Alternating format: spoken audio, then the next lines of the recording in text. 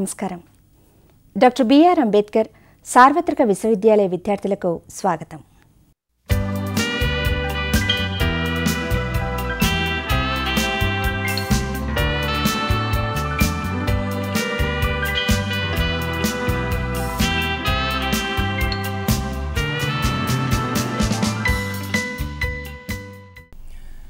Welcome to the video lesson of Dr. B.R. Ambedkar Open University for the benefit of students of Mass Communication and Public Relations of the UG program at BA, BCom, BSc. Today's topic for discussion is media classification, its relevance to public relations. Let us know first what is medium. A famous communication expert, Marshall McLuhan from Canada, in his famous book Understanding the Media, the Extension of Man, described about media. He said, medium is not just machine, medium is the message. In fact, medium carries the message to the target audience to enlighten them, and it has close relationship with public relations. What is public relations? Public relations is the management of two-way communication process between an organization and its publics to promote the corporate vision, mission, products, services and reputation to gain public understanding. If this is the objective of public relations, media can play a major role in creating better understanding between organizations and its publics. In fact, public relations without media is nothing but a running train without destination. In fact, media and public relations are intertwined to enlighten, to educate, to inform, to persuade the people as active partners in the development and democratic process of our country. If you make an analysis of the media scene in India, at the time of independence, there were only 3,000 newspapers, including 300 dailies. Today, the media scenario completely changed. We have over 1 lakh newspapers, including 12,000 daily newspapers. We have about 900 TV channels, over 500 radio stations, and about 30 crore internet connections, and over 100 crore cell phones. This is the scenario of the private media. If you go to government media, the Ministry of Information and Broadcasting has 10 media units such Press Information Bureau, Publication Division, Directorate of Advertising and Visual Publicity, and at the same time each state government has its own media unit called State Information Public Relations Departments. We have 29 states and 7 union territories. So if we combine both government media and private media, I think you see India, being the largest democracy in the world, also has the largest information and communication network in the world. So my dear students, we can't reach the target audience with one medium. Therefore, we have to adopt a multimedia approach. Against this background, an understanding of media classification in the practice of public relations is an essential stage to fulfill the job of public relations officer or public relations manager. Against this background, we have organized this discussion today. In our studios, we have a distinguished expert, Professor K. Stevenson from Department of Communication and Journalism, Usmania University. He will enlighten us. Professor Stevenson, let us first enlighten our students on the one side media and on the other side public relations. How do you link with these two institutions? Professor Narasimha Reddy garu, I think you have elaborately discussed the way, what is the definition of medium, number one. You have also talked about the functions of media that is to enlighten, inform, educate. Now, when we look at the relevance of media to public relations, I think one statement which can be boldly said is that they are inseparable. Without media, as you rightly pointed out, public relations functions in a vacuum. Now, when we look at various models which have been propounded, whether it is the publicity model or the propaganda model, or when we look at the latest theory by Freeman, where he talks about stakeholders. Now, when we are talking about these stakeholders, how do we reach these stakeholders? Yes. How do we communicate to these stakeholders? If we have to communicate to these stakeholders, we need media. Media is the essential crucial link which actually conveys the messages from the organization to various stakeholders. These stakeholders can be within the organization, these stakeholders can be outside the organization. They can be dispersed. So, again, we will talk more about the classification of media as time passes by. So what is the basis of, I think you see, the basis of classification of media according to some experts, you see, ultimately the message reaches our mind through our sensory organs, eyes, mouth, ears. I think from these sensory organs we can classify the media. What is your opinion about this? Okay, this is one criteria which you have mentioned, but when we look at the other criteria which can be adopted, number one, what is the frequency of the medium? What is the nature of the medium? What is the purpose of the message? What is the target audience? I think these again form the basic criteria. You mean to say medium, yeah, message, target audience has to be integrated. The nature of the medium. Yes. Okay. For example, if we have to demonstrate something, then we cannot demonstrate it in a newspaper. The better medium could be a television where you can demonstrate. So, like that, depending on the message, you choose the medium. Depending on the frequency of the delivery of the message, you choose a medium. Depending on the target audience, you choose a particular medium. So, when we look at it from another angle, whether it is based on geography, let us say, if it is based on geography, you say it is a national medium or a regional medium or a local medium. Okay. Within an organization, we can say it is intranet as a medium. Okay. So, like that, we can classify media into, let us say, print media, broadly speaking, print media, which includes newspapers, magazines, journals, house journals, newsletters. Okay. Then you have electronic media, where you have radio, television, then you have film also. Film, then you have folk media, which cannot be ignored in a country like India.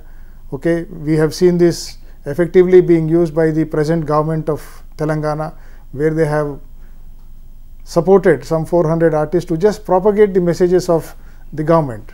Okay. Policy. Then you have the emergence of the new information technologies, where you have new media.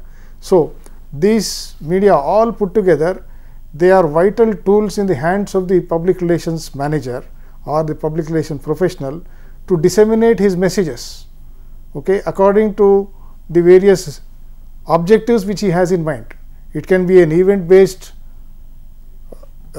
thing, or it can be a process based event, or it can be an achievement of the organization. It can be the objective could be different, but again, depending on the purpose, he can choose his particular medium. That is what I think is the broader classification of media. I think see, from the sensory organs, I think media could be divided into three classifications. One, you see all the messages that you receive through your eyes, called visual media. For example, newspaper is visual media, and all the messages that you get through ears, audio media. For example, radio, and the message that you get with the aid of both eyes and ears, they are called audiovisual media.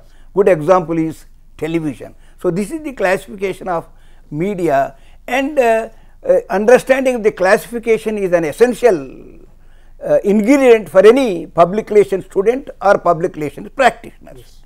Now, coming to the press has been described as fourth estate, Yes. and so also electronic media. Specifically, let us discuss about the role of newspapers and electronic media in the practice of public relations. What is your opinion? For a public relations professional, I think these tools become very, very essential. Now, if you are reaching out to a mass audience, how do you reach out to a mass audience? I see. Obvious, and if they are a literate audience, then you have to reach out through the newspapers. Good. Okay, and newspapers which have a very powerful influence on people. People consider newspapers to be very credible. Okay, they believe in what is being published. So, whenever the public relations manager has something to tell to the public, various kinds of audience, okay, it can be a policy statement, it can be a change in the management, it can be an award which is won by an organization, it can be a record output, whatever it is. I think when the public relations professional has something to tell, to convey to the public that it is doing these things in the interest of the society, okay, and it is also generating wealth for the nation, I think public relations person can use the press. Okay, to reach the literate population, educated section of the society. Yeah, and of course he has to understand the dynamics of the working of the press. Like, you know, he should understand the deadlines, whom to contact, where should he send the press release, where should he send the pictures, where should he send the features, backgrounders, whatever, so that these things are properly packaged and again published in the press. So, the public relations professional has to have some deeper understanding of the workings of the press. So, it helps him to get his messages published instead of these messages getting into the dustbin. If I supplement Professor Stevenson, see, press allows a number of opportunities for public relations practitioners. Yes. See, one is press release. Yes. You can reach the target audience with press release. Yes. Number two, press conference, Yes. press tour, even letters to editor. There are so many opportunities for a public relation practitioner to reach out to the target audience in the press. Now, let us discuss about the electronic media coming to. Now, when it comes to electronic media, again, as I said, now the reach and penetration of electronic media is not like in the 80s. Today, you have so many different channels in so many different languages. Now, how does the public relations professional use this medium for his organization's benefit? How does he convey the organization's policies and programs so that the image of the organization gets enhanced in the eyes of the public? Well, he may have his own audiovisual team in the outfit, so he can actually engage this audiovisual team to make programs and make these audio video clips and send them to the electronic television media channels. Okay, they can be private, they can be government. That is one thing. On the other hand, he can actually invite these media professionals working for different channels. They can come and visit the organization and they are given that liberty to choose, okay, and then they can actually go back, edit and then put out something in the air. So, it all depends on how solid is this equation between the public relations manager and the electronic media. And again, the second aspect is how creative is this person to make a particular program. If it is a corporate profile, how effectively is he conveying the corporate profile is something which the public relations professional has to conceive. So, instead of saying things in the same mundane way, I think the public relations person can actually conceive a program which can be very common but told in a very unusual, strikingly different form so that it attracts the audience. Yes. I think so. A lot of work is involved in this. It is teamwork. He needs to have a production team. If it is not there in the organization, then he may have to outsource it to some production house, and this production house has to very clearly be told about what are the objectives of a particular program or a clip and what does it convey. It can be about the organization, it can be a small public service advertisement on behalf of the organization, whatever it is. If it is outsourced, the objectives of the organization have to be clearly spelt out to these outsourced agencies so that they come up with a good program, and they are again sent to these television stations or broadcast stations to be telecast. When we think of television, Yeah. I am reminded of that experiment, you see, satellite instructional television experiment, under which you see TV sets were set up in 2,400 villages in 4 or 5 states. Yes. And it's a good experience and a good case study to prove that, you see, television can play a major role in development and public relation practice. Now coming after television, I think, you see, another cheapest medium of communication is radio. Radio.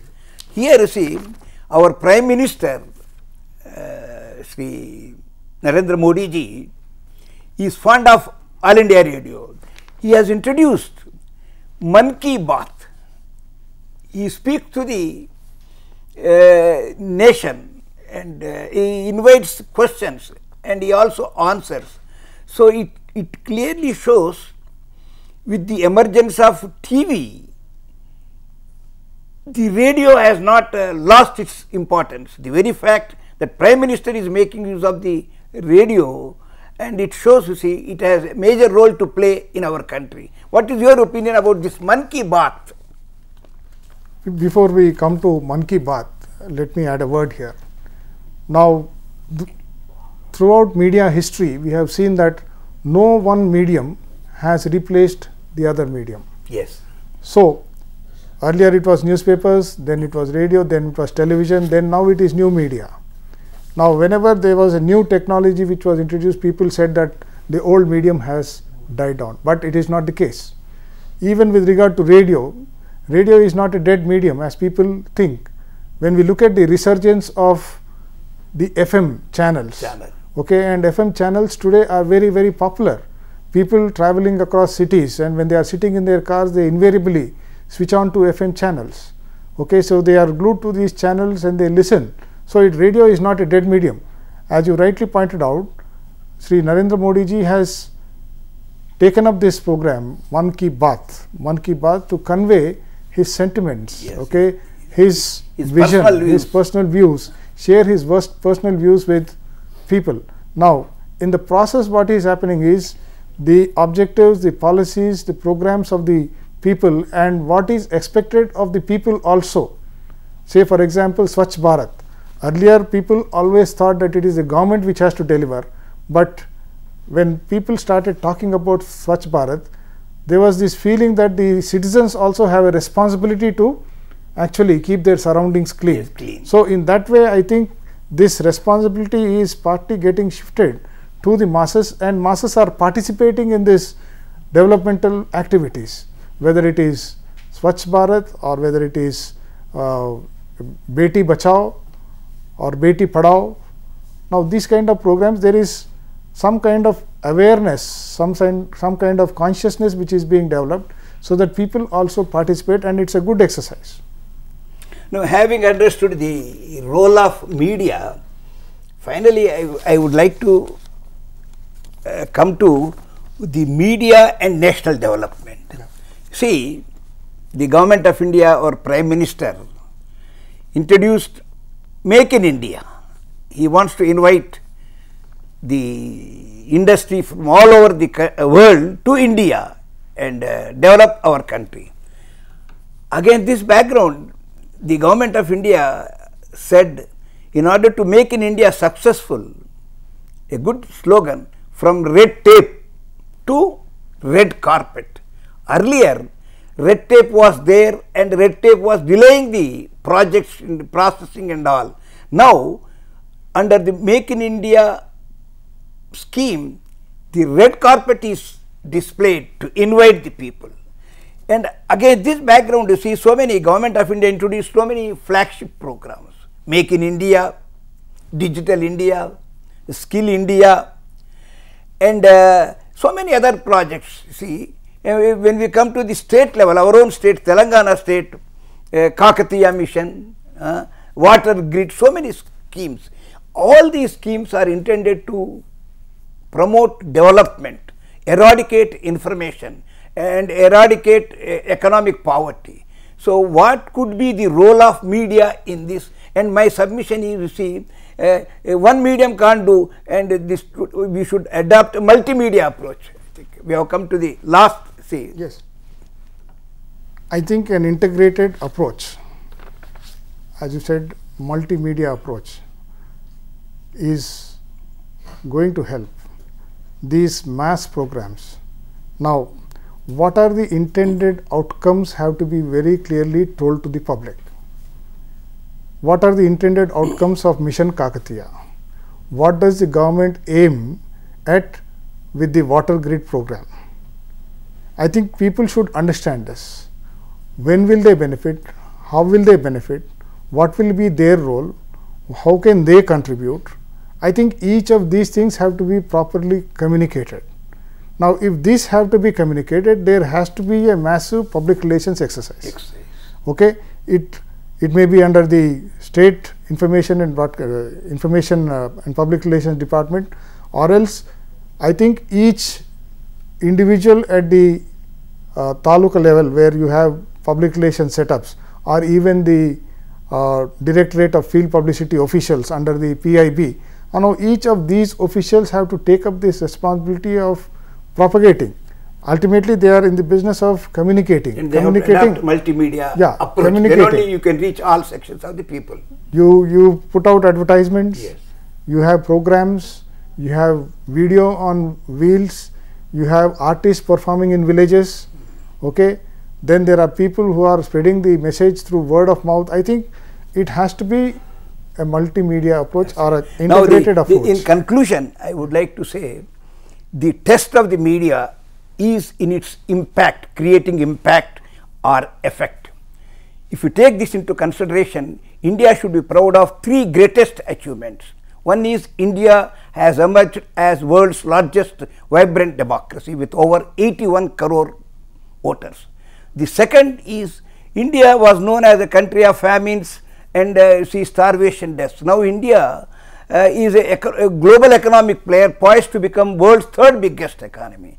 And another important achievement in the field of health is India. The United Nations has declared India as a pulse polio free country. Why I am submitting this, you see, in these achievements, in so many achievements, radio popularized green revolution. So media should take pride of its role in these achievements, and therefore, you see, my dear students, you must thoroughly study the role of media, classification of media in the practice of public relations. With these few words, Professor Stephen Sanjay, I am grateful to you for coming to our studio and enlightening our students on the topic media classification and its relevance to public relations. Thank you very much. Thank you. మా కార్యక్రమాలపై మీ సూచనలు సలహాలు తెలియచేయండి. మీ సూచనలు సలహాలు తెలియచేయవలసిన మా చిరునామా: director, audio visual production and research centre, doctor BR Ambedkar open university, professor G Ramareddy Marg, road number 46, Jubilee Hills, Hyderabad 500033.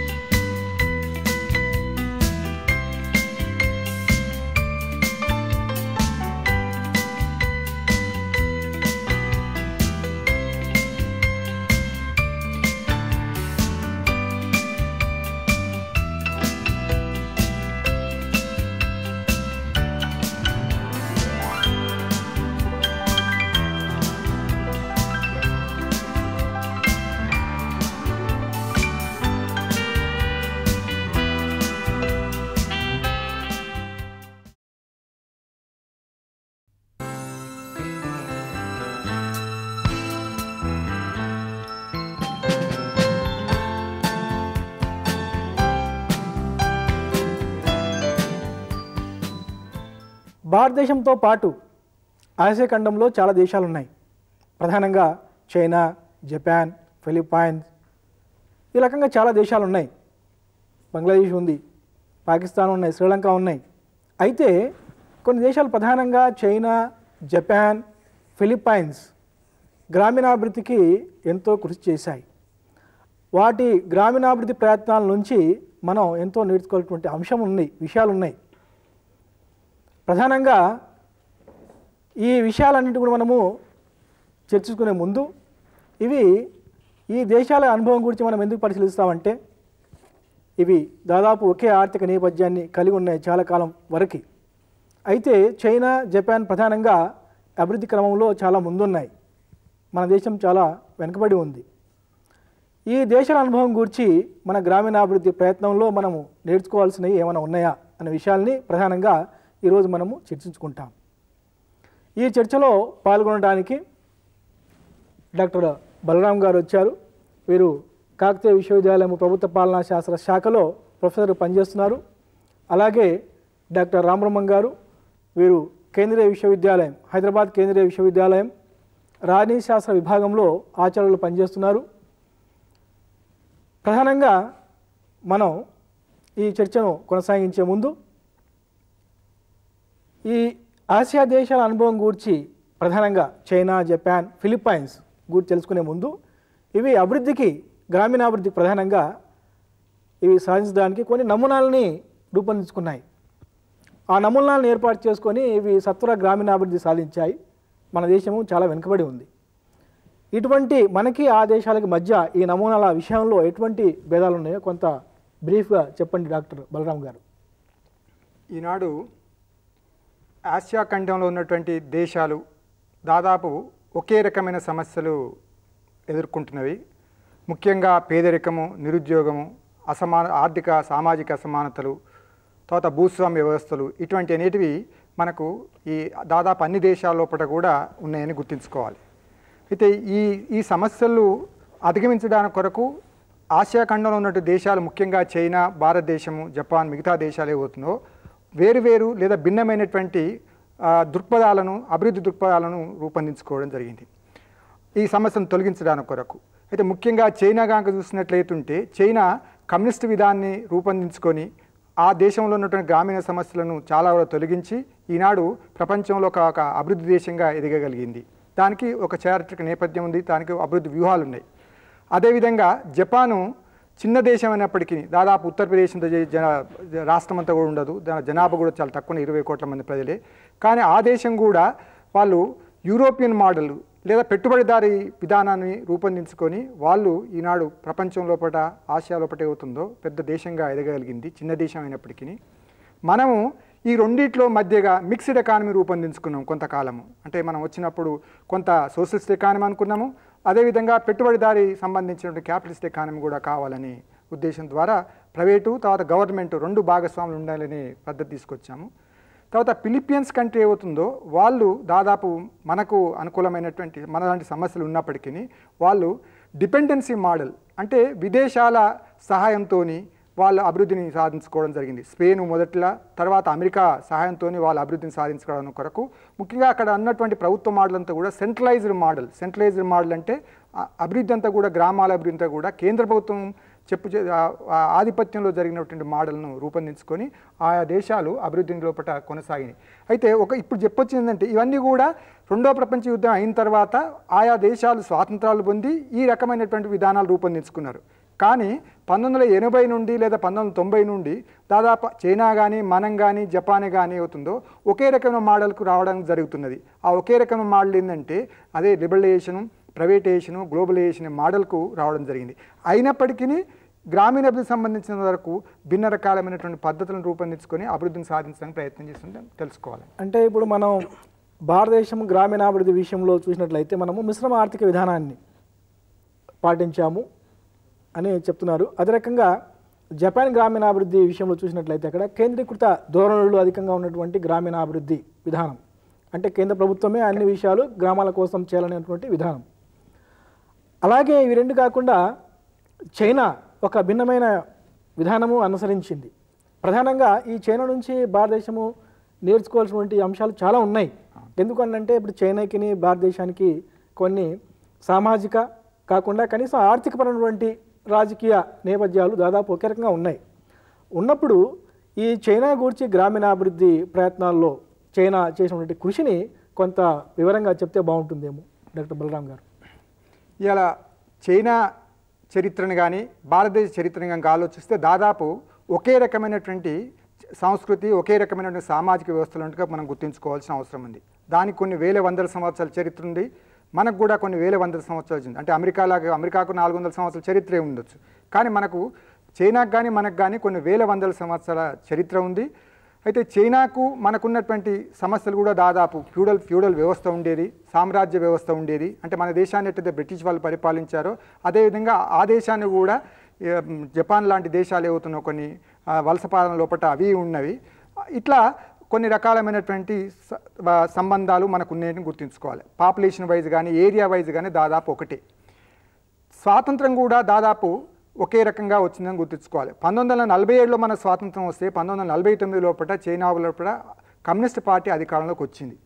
అయితే మనకంటే 2 సంవత్సరాలకి వెనుకకు స్వాతంత్రం వచ్చినప్పటికీ లేదా ఒక నూతనమైన ప్రభుత్వం ఏర్పాటు చేసినప్పటికీ అవి ఎంతో అభివృద్ధిని సాధించినది మనం గుర్తుంచుకోవాల్సిన అవసరం ఉంది. ఈ అభివృద్ధిని సాధించుకోవడానికి గల ప్రధానమైన కారణం ఏంటంటే మావో నాయకత్వం లోపల కమ్యూనిస్ట్ పార్టీ అవుతుందో కమ్యూనిస్ట్ పార్టీ దీనికి ఒక నూతనమైనటువంటి వ్యవస్థను రూపొందించాలనే ఉద్దేశం ద్వారా వాళ్ళు తీసుకొచ్చారు. వాళ్ళ విధానాలు అన్నీ కూడా ఏంటిదంటే ఆర్థికంగా అభివృద్ధి చెందడం కన్నా రాజకీయంగా మనము అంటే వాళ్ళ విధానాలన్నీ కూడా they were dictated by the political consideration, not economic considerations. ఆర్థిక ఈ ప్రోగ్రామ్ తీసుకున్న లాభం నష్టం అనేది కాదు.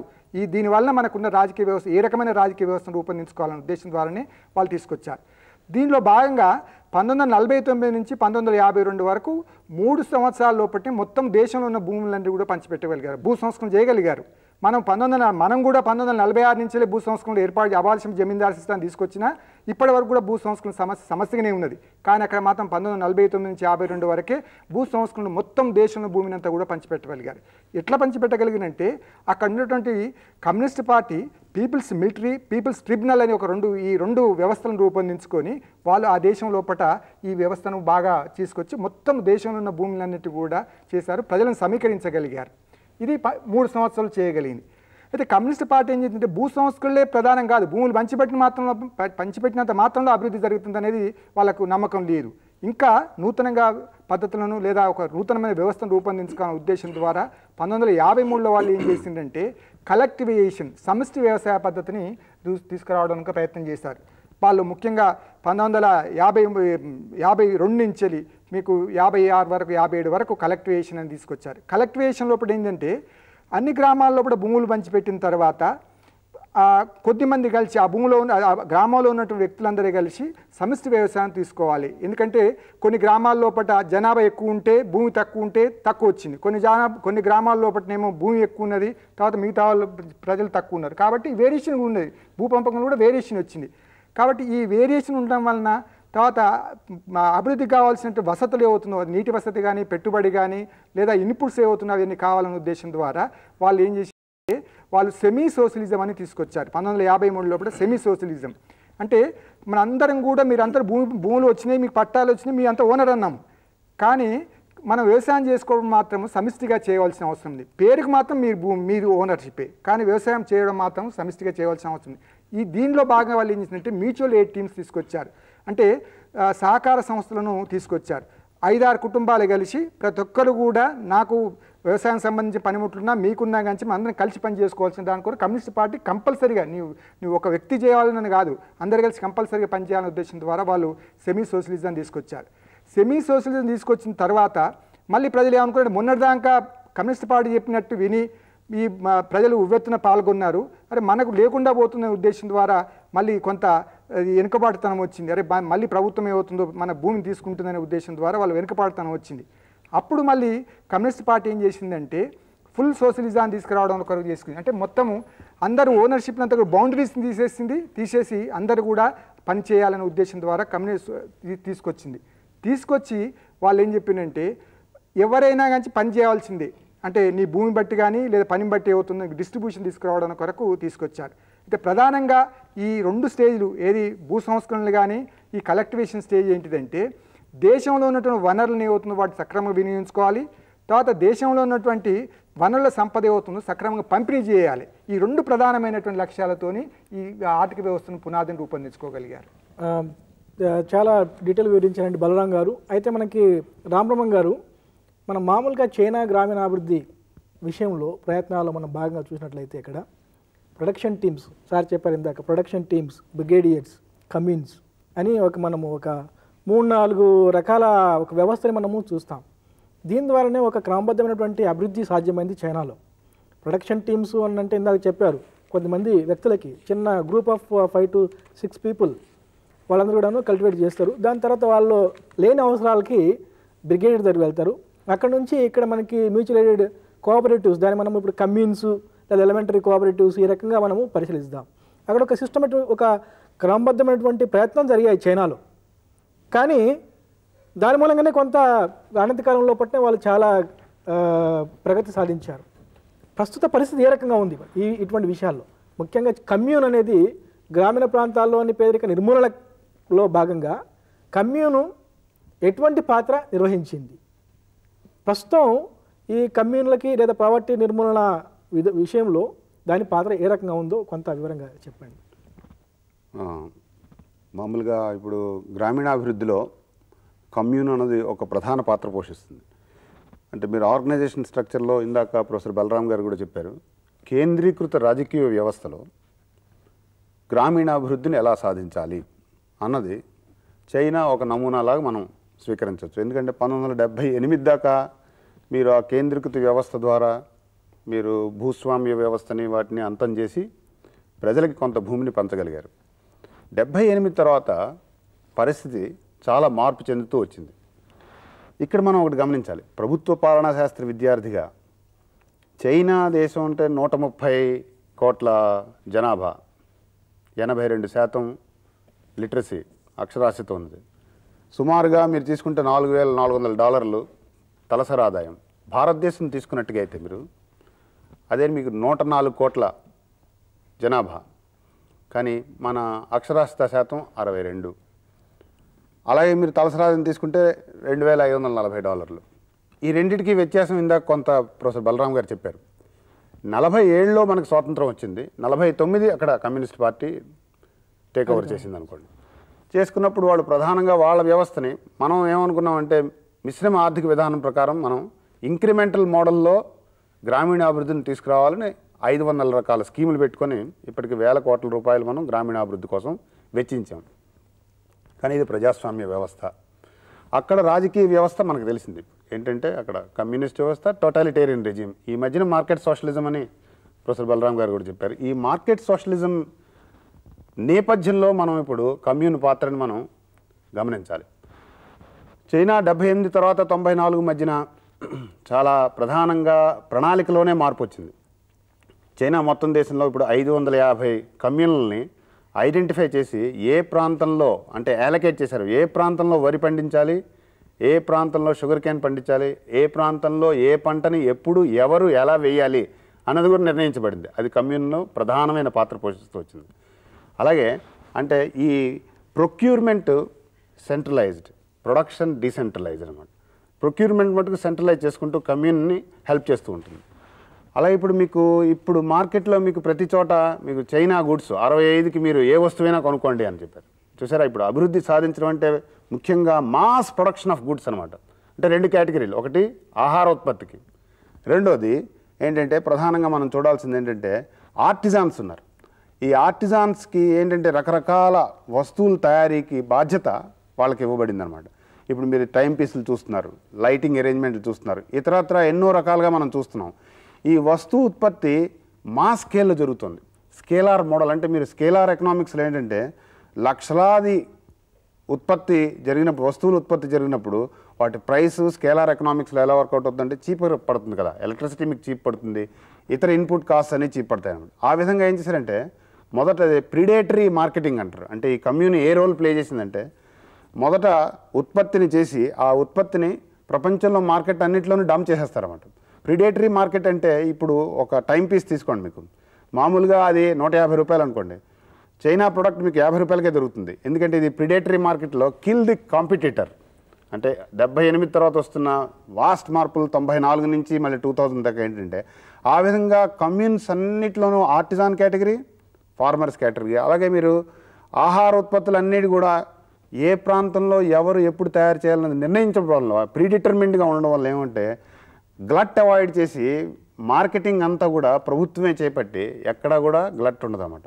అందుకనే మీరు చైనాలో ఎన్ని రకాల వ్యాఖ్యానాలున్నా చైనాలో ఆకలి చావులు లేవు. ఎందుకంటే మీకు ఫుడ్ సెక్యూరిటీ అన్నది ఎష్యూర్డ్గా ఉంటుందన్నమాట. అందువని మీకు రిపోర్ట్స్ ఎక్కువగా వాటి మీద. ఇదంతా కూడా రాజకీయ వ్యవస్థ, కేంద్రీకృత రాజకీయ వ్యవస్థ పర్టికులర్గా ఉండడం వల్ల, వాటికి సెంట్రలైజ్డ్గా కంట్రోల్ ఉండడం వల్ల, కమ్యూన్స్కి ప్రిడామినెంట్ రోల్ ఉండడం వల్ల, తర్వాత 12-15 గ్రామాలు కలిపి ఒక కమ్యూన్ కాబట్టి వాళ్ళందరినీ కూడా ఏకీకృతం చేసి వాళ్ళ భాగస్వామ్యానికి ప్రాతినిధ్యం ఇచ్చి వాళ్ళ అభిప్రాయాలకి విలువనిచ్చి మల్టిపుల్ గేట్వేలా ఉంటుందండి కమ్యూన్ అంటే.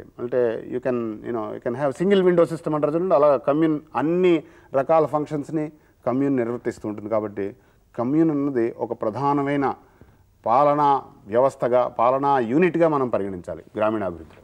ఇందాక రామబ్రహ్మం గారు చెప్పినట్లు కమ్యూన్ అనేది మెయిన్గా ఇక్కడ చైనాలో ఈ సాంకేతిక ప్రగతి, ముఖ్యంగా గ్రామీణాభివృద్ధిలో కానీ లేదా ఆర్థిక వ్యవస్థలోని సాంకేతిక ప్రగతి మూలంగా ఇప్పుడు చాలా గణనీయమైనటువంటి మార్పులు చోటు చేసుకుంటున్నవి.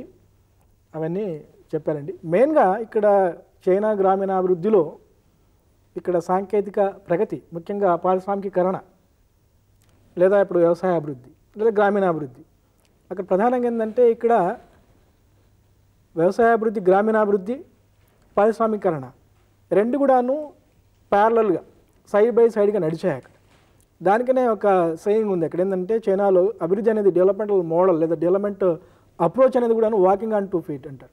రెండు కాళ్ళపైన నడవటం. భారతదేశంలో ఒంటి కాళ్ళపైన నడుస్తుందా అసలు కుంటి కాళ్ళతో నడుస్తుందా అనేది వేరే విషయం. కానీ అక్కడ ఈ ప్రగతి అనేది కూడా ఒక సంతులంగా జరిగింది.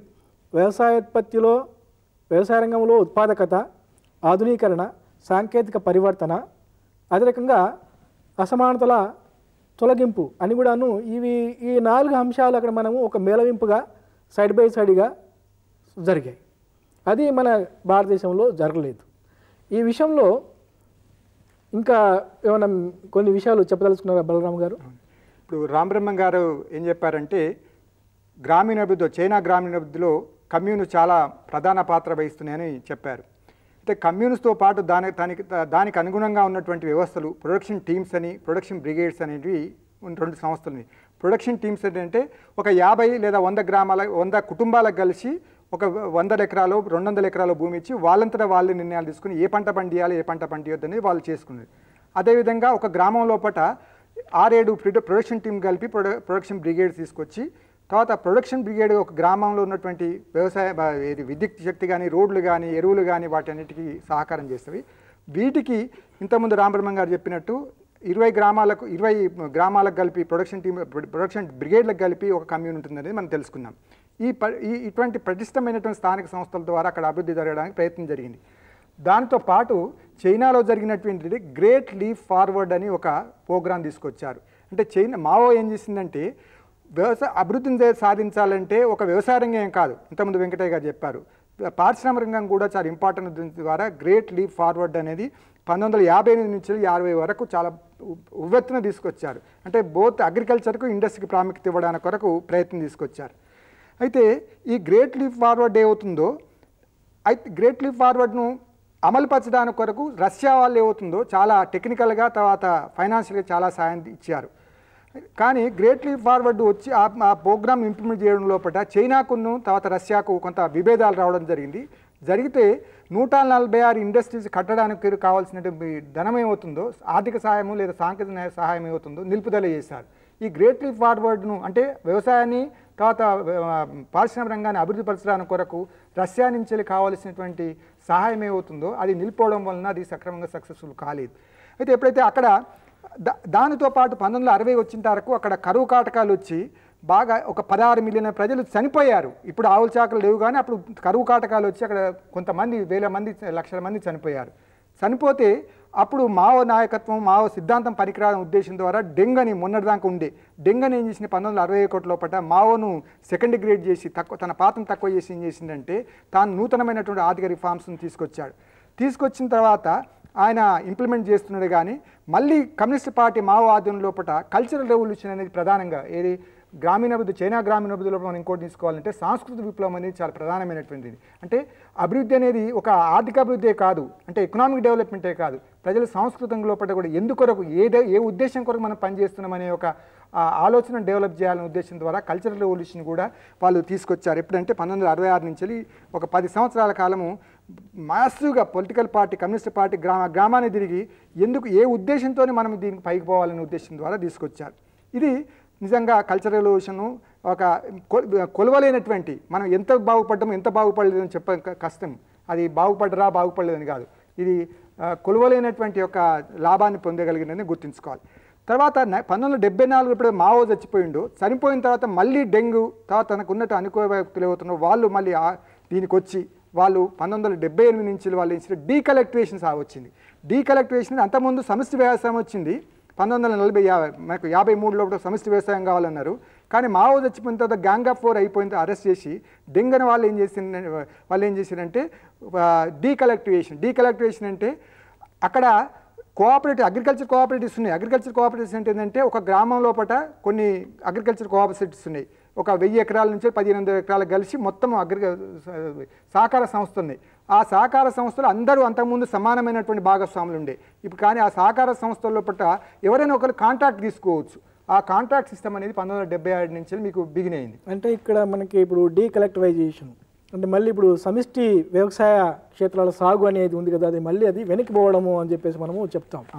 అయితే అప్పట్లో దీనికి మెయిన్గా ఇది work according to your abilities and enjoy according to your needs ఈ రకంగా ఉన్నది. నీ అవసరాల మేరకు అనుభవించండి, మీ శక్తి మేరకు పనిచేయండి. దీని మూలంగా ఏమైందంటే కొంతకాలం తర్వాత ప్రజల్లో శ్రద్ధాశక్తులు తగ్గిపోవడం మూలంగా కొంత ఇది ప్రైవేటైజేషన్ అనేది జరిగింది. దాని మూలంగానే ఈ డీకలెక్టివైజేషన్ ఒకటి వచ్చింది అని చెప్పేసి అంటారు. మరి డీకలెక్టేషన్ తర్వాత 70s తర్వాత చైనాలో ఇప్పుడు ఇందాకనే చెప్పారు రామరమన్ గారు, ఇప్పుడు చాలా ఈ మార్పులు వచ్చాయి. ఈ మెయిన్గా in the context of liberalisation, privatisation, globalisation అని చెప్పారు. అయితే మనం ఇంకా ఇప్పుడు ఈ చైనా గురించి జపాన్ గురించి కూడా తెలుసుకోవాలండి. మరి జపాన్ గురించి రామరమన్ గారు అక్కడ మెయిన్గా మనం ఎటువంటి అంశాలు మనం చూస్తాం జపాన్లో గ్రామీణాభివృద్ధికి సంబంధించి? 12 కోట్ల జనాభా ఉండి తలసరి ఆదాయం $28,000. జపాన్ అన్నది మనకి ఒక రకమైన విశిష్ట స్థానం ఉంటుంది అభివృద్ధి నమూనాలన్నింటిలోనూ అన్నమాట. అయితే మీ భూమి గురించి 2 ప్రధానమైన చట్టాలు చేశారు వాళ్ళు. అది ఎర్లీ 19th సెంచరీలోను తర్వాత 20th సెంచరీలో కూడా. మొన్నటిదాకా ప్రభుత్వానికి భూమి అన్నది భూ సంస్కరణలు అన్నవి ప్రధానంగా జపాన్లో చర్చించబడుతున్న అంశాలు, అభివృద్ధిలో ప్రధానంగా భావించబడిన అంశాలు. అలాగే ప్రతి బడ్జెట్లోనూ 20% గ్రామీణాభివృద్ధికి కేటాయించడం ద్వారా అభివృద్ధిలో గ్రామీణాభివృద్ధి పాత్రని జపాన్ ప్రభుత్వం ముఖ్యంగా కేంద్ర ప్రభుత్వం గుర్తించినట్టుగా మనం ఇక్కడ తెలుసుకుంటాం అన్నమాట. ఇంకా గత 50 సంవత్సరాలుగా మనం జపాన్ అభివృద్ధిని మనం క్లోజ్గా పరిశీలించామనుకోండి, మనకేం తెలుస్తుంటే 2 ప్రధానంగా విషయాలు తెలుస్తాయి. ఒకటి ఏంటంటే జపాన్కి డిఫెన్స్ బడ్జెట్ లేదు, డిఫెన్స్కి స్పెండింగ్ లేదు. ఎందుకంటే వాళ్ళు ఆఫ్టర్ సెకండ్ వరల్డ్ వార్ తర్వాత వాళ్ళు ఆర్మీ మెయింటెనెన్స్కి వాళ్ళు ఏం ప్రాధాన్యత ఇవ్వలేదు. కాబట్టి ఇతర దేశాలని మనం చూస్తే జపాన్ని ఇందులోంచి మినహాయించాలి. ఎందుకంటే గ్రామీణాభివృద్ధికి వాళ్ళంతట వాళ్ళే కొంత మనీ అలొకేట్ చేయగలిగారు అన్నమాట. అంటే కొన్ని రంగాల మీద పెట్టుబడి లేదు కాబట్టి అది గ్రామీణాభివృద్ధికి కేటాయించగలిగారు. కాకపోతే కాంపిటేటివ్ అడ్వాంటేజ్ కూడా పెంచుకున్నారు. అంటే మీరు ఇందాక చెప్పినట్టు ఏంటంటే ఒక అగ్రికల్చర్ డెవలప్మెంటే కాకుండా ఇండస్ట్రియల్ డెవలప్మెంట్ కూడా ప్రాధాన్యత ఇచ్చి ఇన్ఫ్రాస్ట్రక్చర్ డెవలప్మెంట్ కూడా. ఎప్పుడైతే నాన్ అగ్రికల్చరల్ సీజన్లో మైగ్రెంట్ లేబర్ అందరూ కూడా ఇండస్ట్రీస్కి తరలించబడతారు, ఫాస్ట్ ట్రాన్స్పోర్ట్ పెట్టుకోవడం వల్ల అన్నమాట. అందుకని జాతీయ ఉత్పత్తి పెరుగుతున్న కొద్దీ తలసరి ఆదాయం పెరుగుతూ వచ్చింది, కన్జంప్షన్ పెరుగుతూ వచ్చింది అన్నమాట. ఇక్కడ మనము ప్రధానంగా ఈ మనము జపాన్ గురించి ఎందుకోసం మనం పరిశీలిస్తాము అని అంటే జపాన్ ఒక డెవలప్డ్ కంట్రీ, అభివృద్ధి చెందినటువంటి దేశమే. అది భారతదేశం లాంటి అభివృద్ధి చెందుతున్నటువంటి దేశాలకి దాని అనుభవం సరిపోకపోవచ్చు. ఎందుకంటే అది దాని సామాజిక నేపథ్యం వేరు, రాజకీయ నేపథ్యం వేరు. అది కూడా ఒకప్పుడు వలసల్ని చేపట్టినటువంటి దేశమే. మిగతా దేశాల మాదిరిగా ఇప్పుడు బ్రిటన్ లాగా, అమెరికా లాగా అది కూడా వలసల కోసం ప్రయత్నం చేసినటువంటి దేశమే. అయితే మనకి ప్రధానంగా ఏంటంటే అది కూడాను జపాన్ అనేది ఆసియా ఖండంలో ఒక భాగమే, పొరుగున ఉన్నటువంటి ఒక దేశమే అనుకోవచ్చు. అయితే జపాన్ ఎటువంటి విధానం మూలంగా అది మన దేశం కంటే కూడాను లేదా ఇతర అభివృద్ధి చెందినటువంటి దేశాలతో అది సమానంగా తులతూగుతున్నది అనేది ఒకటి మనం ఇక్కడ అర్థం చేసుకోవాలి. దీనికి ప్రధానంగా మనము జపాన్లో మేజీ కాలంలో, దాని తర్వాత రెండో ప్రపంచ యుద్ధం తర్వాత ఉన్నటువంటి అంశాలు మనం కూడా కొన్ని చేయాల్సిన అవసరం ఉంది. అవి వాళ్ళు ఈ కాలాల్లో మేజీ కాలంలోనూ ప్రధానంగా బలరాం గారు మేజీ కాలంలోనూ తర్వాత రెండో ప్రపంచ యుద్ధ కాలంలో జపాన్ చాలా నష్టపోయి, భారీ ఎత్తున నష్టపోయి మళ్ళీ అది పునరుద్ధరణ గావించబడి మొత్తం ప్రపంచ దేశాలతో సమానంగా తొలతూగే దశకి వచ్చింది అని అంటే అది చాలా కృషి చేసి ఉండాలి. ఈ విషయంలో జపాన్ అనుభవం గురించి రామరం గారు చెప్పిన దానికి ఇంకా మీరు ఏమైనా జోడించగలరా? ఈనాడు జపాన్ గురించి అభివృద్ధి గురించి ఆలోచించే ముందు జపాన్ గురించి కొంచెం మనం చిన్న జాగ్రఫికల్ కండిషన్స్ కానీ దానికి ఉన్న పరిస్థితుల గురించి ఆలోచించవలసిన అవసరం ఉంది. ఎందుకంటే ఏ దేశ అభివృద్ధి తీసుకున్నా కానీ ఆ దేశం యొక్క పరిస్థితుల గురించి కొంచెం అవగాహన చేసుకోవాలి. ఇంతకుముందు చెప్పినట్టుగా జపాను ఏషియా దేశము, ఆసియాలో ఉన్నటువంటి దేశం అనేది గుర్తుంచుకున్నాం. తర్వాత ఇక్కడ పాపులేషన్ అనేది 20 కోట్ల మంది ప్రజలే. తర్వాత ఇక్కడ ఉన్నటువంటి దేశం ఏమవుతుందో ఈ దేశం లోపల ఏమవుతుందో చాలా వరకు అగ్నిపర్వతాలు, ఫారెస్ట్, ఓన్లీ 1/4 ఆఫ్ ల్యాండ్ మాత్రమే కల్టివేబుల్కు అనుకూలంగా ఉంది. మిగతా ల్యాండ్ అంతా కూడా ఫారెస్ట్ కానీ అగ్నిపర్వతం కానీ నేచురల్ హార్బర్స్ ఉన్నవి అక్కడ. అదేవిధంగా ఈ దేశంలో ఉన్నటువంటి పంటలన్నీ కూడా ప్యాడీ, సెరికల్చరు, ఇటువంటి పంటలు అనేది, ఫిషింగ్ అనేది చాలా ప్రధానమైనది. ఇంకా సామాజిక వ్యవస్థకు వచ్చినప్పుడు మాత్రం అక్కడ కూడా జాయింట్ ఫ్యామిలీ సిస్టమ్ ఉండేది, కానీ రాను రాను అక్కడ కూడా జాయింట్ ఫ్యామిలీ సిస్టమ్ పోయి వస్తుంది, న్యూక్లియర్ ఫ్యామిలీ సిస్టమ్ వస్తుంది. అయితే ఈ దేశంలో 5th సెంచరీ బీసీలో అప్పుడు ఆ కాలం లోపల మంగోలిడ్ అనే ఒక ట్రైబల్స్, ఒక ట్రైబ్ అనే అవుతుందో అది చైనా నుంచి వెళ్ళి, కొరియా నుంచి వెళ్ళి ఈ జపాన్కు వలస వచ్చింది. వలస వచ్చి వాళ్ళు ఒక నూతనమైనటువంటి వ్యవసాయ పద్ధతులను, ఈ పద్ధతులను తీసుకురావడమే ఈ దేశ యొక్క అభివృద్ధికి పునాదిగా మనం పరిగణించుకోవాల్సిన అవసరం వస్తుంది. అయితే అంతేకాకుండా ఈ దేశంలోని ప్రధాన లక్ష్యం ఏంటంటే దేవతలను పూజించు, దేశాన్ని ప్రేమించు, రాజును సేవించి అతని ఆజ్ఞలను పాటించు అనేది, అంటే దేశభక్తి, తర్వాత దేవతలను పూజించడం అనేది, ఒక పని చేయడం అనే ఒక కల్చర్ ఏమవుతుందో ఈ దేశం ఉన్నట్టుగా గుర్తుంచుకోవాల్సిన అవసరం ఉంది. మీరు మా విద్యార్థులకి ఈ దేశాల అనుభవం గురించి చాలా విషయాలు చెప్పారు కాబట్టి మా విశ్వవిద్యాలయం తరఫున మీ ఇద్దరికి కూడాను ధన్యవాదాలు తెలుపుకుంటున్నామండి. నమస్తే. మా కార్యక్రమాలపై మీ సూచనలు, సలహాలు తెలియజేయండి. మా చిరునామా: director, audio visual production and research centre, doctor BR Ambedkar open university, professor G Ramareddy Marg, road number 46, Jubilee Hills, Hyderabad 500003.